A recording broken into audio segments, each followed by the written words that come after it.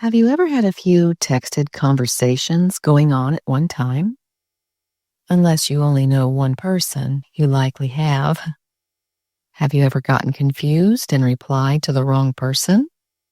I certainly have. It's usually kind of funny if we allow ourselves to laugh at our mistakes.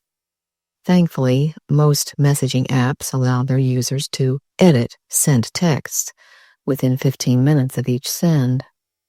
And if the recipients haven't yet seen what was sent, messages can even be deleted. But sometimes it's too late to delete or even to edit. So I've sometimes double-checked texts before sending, and sometimes not. Does your list of contacts contain some similar or identical names? Do you tend to be extra careful when corresponding with those? I thought that I tended to be, but obviously, sometimes not. Here's the story. My contacts list contains several women named Linda. There's also a Barbara and a Brenda.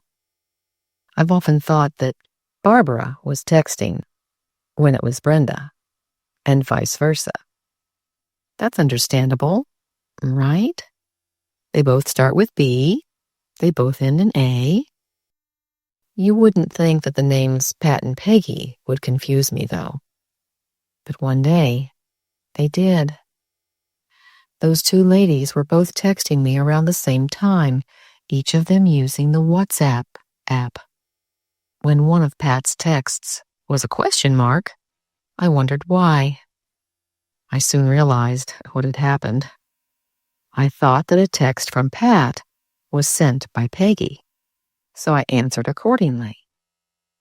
With a tap of the WhatsApp arrow, that reply went to Pat, my supervisor. Imagine my relief that the text was not derogatory in nature. Not that I tend to send injurious texts about anyone to anyone, but I was especially glad that I hadn't sent one to Pat about Pat. I immediately explained to her, "Sorry, I thought I was replying to a friend." She graciously replied. That reminder lesson for me, and perhaps for her, was huge. Thus, this caution video is being shared with you. But when I asked the Lord what else He wanted to share about this account, the following thoughts came clearly. No matter how many millions or even billions of conversations God has, even simultaneously, with His children, He never mixes them up. God didn't impress me to share that to boast of His perfection, but to bring us peace and joy, well knowing that He will never mistake us for another person. The Lord certainly never thinks that Pat is Peggy. He doesn't confuse Peggy's husband, Dave, with Debbie's husband, Dave.